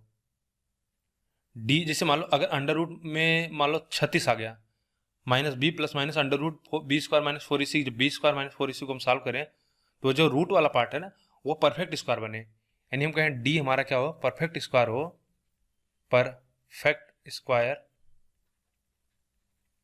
ठीक है, अगर ये हमारा परफेक्ट स्क्वायर होगा तो क्या होगा कि रूट्स जो होंगे हमारे वह अलग अलग होंगे और क्या होंगे, रेशनल नंबर होंगे। यानी रूट्स हमारा होगा, roots are rational and unequal, यानी यहाँ पे अब हमको क्या होगा, 2 सॉल्यूशन मिलेंगे, ठीक है। जैसे अगर मान लो b -4 प्लस -36 आ गया, तो आप 36 निकाल लोगे तो माइनस बाहर आ जाएगा, तो 6 आ जाएगा। तो -4 प्लस अगर 6 करोगे तो कितना मिलेगा, 6 में से 4 गया तो 2, 2/2। अगर मान लो एक वैल्यू 1 है तो एक 1 मिल जाएगा, अगर माइनस करोगे तो एक दूसरा सॉल्यूशन मिलेगा। लेकिन अगर क्या हो कि मान लो कि इसके जो रूट्स हैं वह जो डी की वैल्यू वो परफेक्ट स्क्वायर ना हो, डी अगर परफेक्ट स्क्वायर ना हो तो क्या किया जाएगा, तब देखो क्या होगा कि तब आपको रूट्स जो होंगे ना, तो यहाँ पे रूट्स आर इरेशनल हो जाएंगे। अब वह रेशनल नंबर नहीं होगा, यानी वो √3, √7 इस तरह के नंबर्स मिलेंगे। रेशनल नंबर तो आपको पता है, और वह क्या होंगे, कॉन्जुगेट पार्ट में होंगे। यानी आप कहोगे रूट्स आर इरेशनल। पहले वाले कंडीशन में क्या है, जब लेस देन 0 है तो वहाँ पे इमेजिनरी मिलेगा, लेकिन यहाँ पे इरेशनल नंबर मिलेंगे क्योंकि वहाँ पे माइनस आ रहा है, तो माइनस आ गया तो वह इमेजिनरी हो गया, नॉन जीरो। और यहाँ पे क्या होगा, इरेशनल नंबर्स होंगे, और यह क्या होंगे, कॉन्जुगेट पार्ट होंगे, कॉन्जुगेट पार्ट्स। कॉन्जुगेट की भी हमने चर्चा कर रखा है नंबर सिस्टम में, कॉन्जुगेट पेयर्स।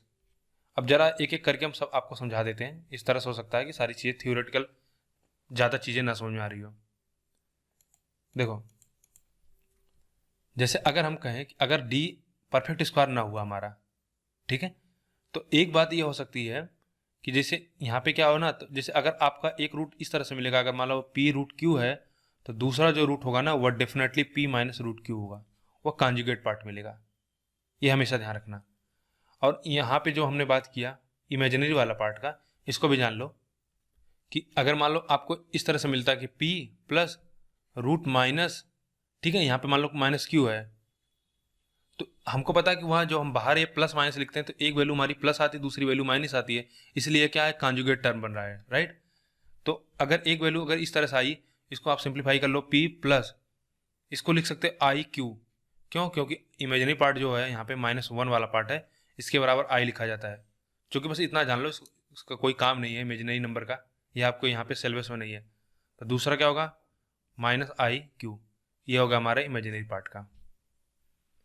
अब यहाँ तक अगर बात क्लियर हुई कि अगर हमारा रूट्स डी जो 0 से छोटा है तो रूट्स आर कॉम्प्लेक्स और नॉन जीरो इमेजिनरी होंगे। रूट्स अगर 0 है, सॉरी, डिस्क्रिमिनेंट अगर 0 है तो रूट्स रेशनल नंबर्स होंगे और इक्वल होंगे। रूट अगर ग्रेटर देन 0 है तो 2 कंडीशन होगी, एक कि अगर मान लो परफेक्ट स्क्वायर है तो हमको परफेक्टली कहोगे कि आपको रूट्स जो 2 आपको सॉल्यूशन मिलेंगे, यानी वो रेशनल नंबर भी होगा और रूट हमको क्या होगा, अनइक्वल मिलेंगे। उसी तरह से अगर यह परफेक्ट स्क्वायर ना बना तो रूट्स क्या होंगे, हमारे कॉन्जुगेट नंबर्स बनेंगे, और वे क्या होंगे, इरेशनल नंबर्स होंगे, राइट। यहाँ तक बात समझ में आई। तो अब देखो आगे बढ़ेंगे और कुछ और चीज़ें जानते हैं। अगर आप इंटरेस्टेड हैं कि इसका ग्राफ कैसा बनता है तो मुश्किल से 10-5 मिनट लगेगा, आप इसको भी समझ लीजिए ताकि फिर कोई आपको दिक्कत ना रहे। कभी कभी हो सकता है कि पूछ लिया जाए, तो छोटा सा प्रॉब्लम है, लेकिन आपको हो सकता है कि ना आए। देखो अगर हम पहला लिखते हैं कि हम b स्क्वायर, यानी d अगर हमारा ग्रेटर देन लेस देन 0 है, d हमारा 0 के बराबर है और d हमारा क्या है, ग्रेटर देन 0 है, यानी ये b स्क्वायर -4ac। देखो अगर हम तीनों को डिवाइड करते हैं तो क्वाड्रेटिक इक्वेशन का तो हमको पहले पता चल गया है कि इसका ग्राफ क्या बनता है, पैराबोला बनता है। तो जैसे अगर हम हमारा एक्सप्रेशन मान लो यही है कि ax² plus bx plus c, पहली कंडीशन देखो, अगर a की वैल्यू ग्रेटर देन 0 है, अगर यह एक 0 है तो जो हमारा पैराबोला बनता है, अगर लेस देन, इसको देखते हैं क्या हो रहा है, ठीक है। अगर हम पहला देखते हैं कि अगर a हमारा ग्रेटर देन 0 होगा, तो अगर इसको हम ग्राफ पे रिप्रेजेंट करते हैं एक्स वाई में, तो यह हमारा होगा ओपनिंग अपवर्ड पैराबोला, या आप बोलोगे अपवर्ड कॉनकेव, ठीक है। इसको बोलते हैं कॉनकेव अपवर्ड या ओपनिंग अपवर्ड। तो यह ऊपर होगा और यहाँ पे जो इसकी वैल्यू होगी, यानी मिनिमम वैल्यू होगी, उस ये जो वर्टेक्स इसको बोला जाता है, राइट। और अगर पहले ये देख लेते हैं कि इसका पहले पोजीशन देख लेते हैं क्या होगा, उसके बाद और छोटी छोटी चीज़ें उसको बता देते हैं। अगर d को 0 होगा तो ये एग्जैक्टली इसको क्या करेगा, टच करेगा, इस तरह से। यानी अब यहाँ पे आप देखोगे कि हमारे क्या हो गए, हमको दो एक ही सॉल्यूशन मिलेगा इसी पॉइंट पे, यानी दो दो एक ही सॉल्यूशन मिल रहा है। यहाँ पे तो यह नंबर इस पर टच ही नहीं कर रहा था, यानी हमारा कोई सॉल्यूशन होगा ही नहीं। ठीक है, यह इस तरह से यह वाई को जरूर क्रॉस करेगा कहीं जाके, यह इस तरह से वाई को जरूर क्रॉस करेगा कहीं जाके आगे, लेकिन एक्स पे नहीं कोई। तो यानी एक्स का ऐसा कोई नंबर है ही नहीं जो हमको इस इक्वेशन को सेटिस्फाई कर दे। और अगला देख लेते हैं, यह भी हमारा कहीं देखो इस तरह से ना, यह यहाँ पे जाके कहीं काटेगा। और अगला देख लेते हैं, अगर डी ग्रेटर देन 0 है तो डेफिनेटली हमको क्या होगा, हमको दो सॉल्यूशन मिलेंगे। देखो एक पॉइंट यहाँ पे मिलेगा, एक पॉइंट यहाँ पे मिलेगा।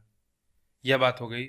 ए अगर ग्रेटर देन 0 है, अब मान लो ए लेस देन 0 है, तब ए अगर लेस देन 0 होगा तो यह हो जाएगा, यह ओपनिंग डाउनवर्ड हो जाएगा, यह कॉनकेव डाउनवर्ड बोला जाएगा इसको। अब यह इस तरह से मत बना देना, यह इस तरह से कभी नहीं होगा, गलत होगा। या यहाँ इसमें बनाएंगे कभी नहीं होगा, ठीक है, गलत है, यह हमेशा नीचे होगा। तो कितना हो जाएगा, यह हमारा हो गया। और यह भी इस तरह से नंबर कहीं कटेगा जरूर। फिर इधर देखते हैं, अगर 0 होता तो इसको बस टच करेगा, और अगर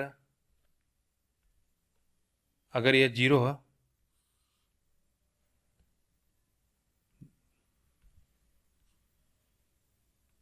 अगर मान लो ये 0 है तो ये समझ लो इस तरह से कहीं कहीं टच करेगा। और लास्ट है कि अगर डी ग्रेटर देन 0 है तो हमको पता है कि इसके दो सॉल्यूशन होंगे, तो ये ग्राफ को कहाँ पे, दो पॉइंट पे कट करेगा। यहाँ तक बात क्लियर हुई? ठीक है। अब देखो एक चीज़ जो आपसे पूछा जाता है एग्जाम में, कभी कभी क्वेश्चन आए हुए हैं, लेकिन आप जानते रहिए, छोटी सी चीज़ है कि एक्सप्रेशन दे दिया जाएगा इस तरह से क्वाड्रेटिक इक्वेशन, और इससे पूछा जाएगा इसका आपको मैक्सिमा या मिनिमम बताना होता है, या मिनिमम वैल्यू या मैक्सिमम वैल्यू। देखो इस ग्राफ की जो सबसे मिनिमम वैल्यू होगी इस पॉइंट पे होगी, यह पॉइंट क्या होंगे, हम इसके मिनिमम वैल्यू होंगे, राइट। ये हमारा मिनिमा होगा, इसको क्या बोलते हैं, मिनिमा, मिनिमा। और मैक्सिमम देखो, मैक्सिमा ये पॉइंट है, ठीक है, यह पॉइंट होता है हमारा मैक्सिमा, इसको मैक्सिमा बोलते हैं, ठीक है। ये हमारे हो गए मिनिमा। अब अगर हमसे मैक्सिमा और मिनिमा पूछा जाए तो कैसे हम डिफाइन करेंगे। देखो यह जो वैल्यू है, अगर आपने अगर थोड़ा बहुत भी इंटर में पढ़ा होगा, रेंज वगैरह या इस तरह क्वाड्रेटिक इक्वेशन, अगर नहीं पढ़ा है तब भी मैं बता दे रहा हूँ इसको, आप बस इतना ध्यान रख लो कि यहाँ पे जो इस पॉइंट का जो कोऑर्डिनेट है ना, वह होगा -b/2a से लेके कहाँ तक, इनफाइनाइट तक। क्यों?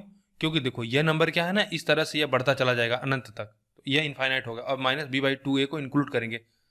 तो यानी अगर यह एक्सप्रेशन हमारा y के बराबर है, तो अगर आप x बराबर -b/2a रख दोगे तो y की वैल्यू आपको क्या होगी, मिनिमम प्राप्त होगी। यानी x बराबर -b/2 पे y की वैल्यू क्या होगी, मिनिमम होगी।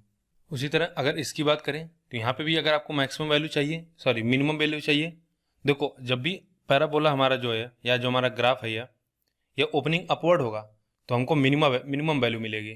क्या मिलेगी, मिनिमम वैल्यू, ठीक है। और जब भी यह अपवर्ड होगा यानी डाउनवर्ड होगा, ओपनिंग डाउनवर्ड होगा, तो हमको क्या वैल्यू मिलेगी, मैक्सिमम वैल्यू मिलेगी। और हमने बता दिया यह किस पॉइंट पे होगा, यह x इक्वल्स टू -b/2a पे आपको y की वैल्यू क्या होगी, मैक्सिमम मिलेगी, ठीक है। x बराबर -b/2a पे यह वैल्यू आपको मैक्सिमम मिलेगी। सबसे आसान तरीका यह सबसे आसान तरीका, और ये आप समझ लीजिए एक तरह से आपका शॉर्ट ट्रिक है कि ठीक है इससे करो। अन्यथा क्या करना होता है कि आपको अलग से एक्सप्रेशन पूरा निकालना पड़ेगा, ठीक है। और अगर हम यहाँ पर रेंज की बात करें, y की रेंज की बात करें, तो -b/2 पे जो y की वैल्यू आएगी और वहाँ से कहाँ तक होगा, इनफाइनाइट तक होगा, ठीक है। तो ये हमारा हो गया मैक्सिमम और मिनिमम वैल्यू, हम इस तरह से डिफाइन कर लेते हैं। अब इसके आगे आपको कुछ पढ़ना नहीं है, इसके आगे आपके सिलेबस में है भी नहीं। अब कुछ अलजेब्रिक आइडेंटिटीज हैं, उनको देखेंगे, उसके बाद हम वीडियो समाप्त करते हैं। फिर अगले वीडियो में हम यहाँ से क्वेश्चन स्टार्ट करेंगे, ठीक है। तो इनको बड़े ध्यान से याद कर लेना। देखो जब क्वेश्चन करोगे तो ऑलरेडी याद हो जाएंगे, लेकिन इनको आपको हमेशा याद रखना होगा। अगर ये आपको याद नहीं होंगे तो फिर क्वेश्चन आपसे नहीं बनने वाले हैं। अलजेब्रिक आइडेंटिटी, इसी तरह से हम ट्रिग्नोमेट्री आइडेंटिटीज पढ़ेंगे, ठीक है। एडवांस मैथ में एक बात होती है कि कुछ आपके जो एक्सप्रेशन होते हैं, जो फार्मूले होते हैं, यहाँ पे आपको फार्मूला याद होना चाहिए, सबसे बड़ी बात है, क्योंकि यहाँ पे बहुत ज़्यादा कंडीशन अप्लाई होती है और अलग अलग सिचुएशन में हमको अलग अलग फार्मूले की रिक्वायरमेंट होती है। अरिथमेटिक में इतना फार्मूला हमको नहीं पढ़ना होता था, वहाँ पे बेसिकली हमको कॉन्सेप्ट समझना होता था। तो सबसे पहले बेसिक से शुरुआत करते हैं। पहला देख लेते हैं कि a प्लस बी का होल स्क्वायर क्या होता है, A square plus B square plus 2ab। A minus B का होल स्क्वायर क्या होगा, यह हो जाएगा A square plus B square minus 2ab, right. Cube देख लेते हैं। अब देखो a प्लस बी का, या एक चीज और समझ लो, a plus B, A minus B अगर हो तो इसको लिखते हैं ए स्क्वायर माइनस में बी स्क्वायर, या A square minus B square है तो इसको लिखोगे ए प्लस बी, और दूसरे ब्रैकेट में क्या होगा, ए माइनस में बी। ठीक है, आगे देखेंगे। अगर हमको दिया हो कि ए प्लस बी का होल क्यूब बताना हो तो A cube plus B cube plus 3ab bracket में ए प्लस बी। इसको अगर और फर्दर ब्रेक करना चाहो तो A cube plus B cube plus 3a square B plus 3b square. इसी तरह a माइनस बी का होल क्यूब करेंगे तो कितना हो जाएगा, आप कहोगे यह हो जाएगा हमारा ए क्यूब, एक सेकंड इसको थोड़ा सा ऊपर कर लेते हैं,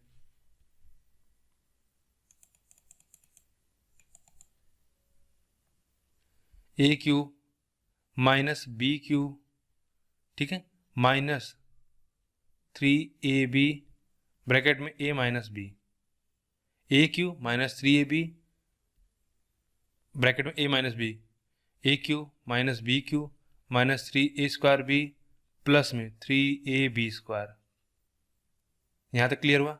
अब देखो a cube plus B cube हो, इसको क्या लिख सकते हो, तो एक ब्रैकेट में a प्लस बी, दूसरे ब्रैकेट में a square plus minus A B plus B square. A cube minus B cube होगा तो बस पहले क्या होगा, ए माइनस बी हो जाएगा, और जो प्लस था यहाँ पे वहाँ माइनस था, वहाँ की जगह पे प्लस हो जाएगा प्लस बी स्क्वायर। ठीक है, अब देखो ए प्लस बी प्लस सी का होल स्क्वायर क्या होता है, ये बताइए। ये होगा A square plus B square plus C square, right, plus 2 times A B plus B, 2 times A B plus 2 time B plus C plus 2 times C into A. आगे देखेंगे, ये बहुत इंपॉर्टेंट, यहाँ पे सबसे ज़्यादा क्वेश्चन पूछा जाता है एसएससी में, तो इस पे कम से कम 50 बार क्वेश्चन पूछे जा चुके हैं।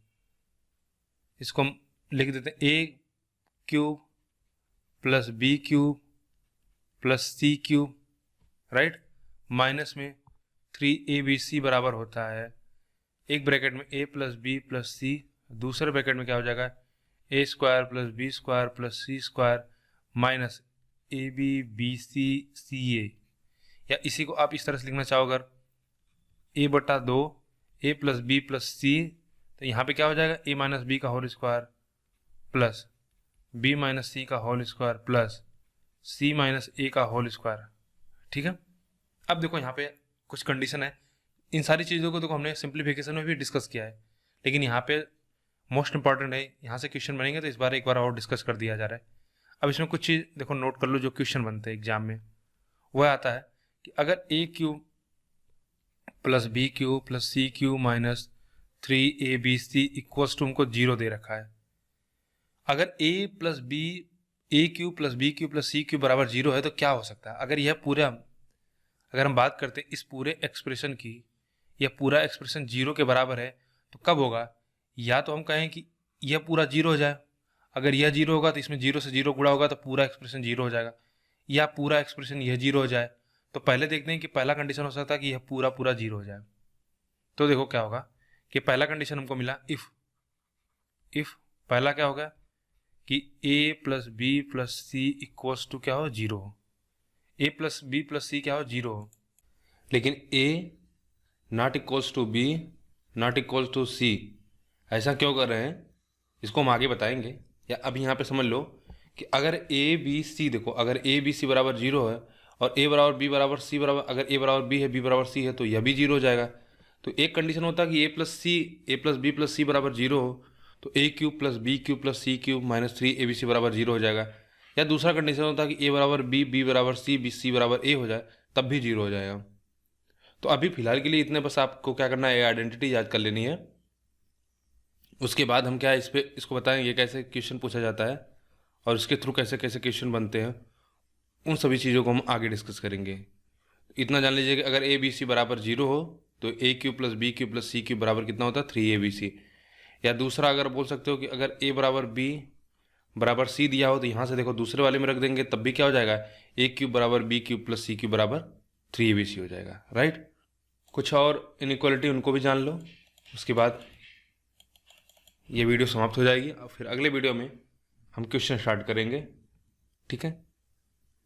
जैसे एक है कि कभी कभी इस तरह से भी आ जाता है आपको कि a की पावर 4 प्लस b की power 4 plus a square b square. तो देखो इसको इस तरह से लिख सकते हो, a square plus A B, या इस तरह से लिखें इसको हम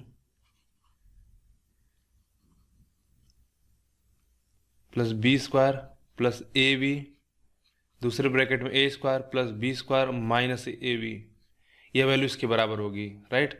इसी तरह ए की पावर 4 माइनस बी की पावर 4 अगर आपको दिया हो तो ये लिखोगे ए स्क्वायर, ठीक है, A square plus B square, और दूसरे ब्रैकेट में क्या हो जाएगा, A square minus B square, A plus B A minus B के हिसाब से।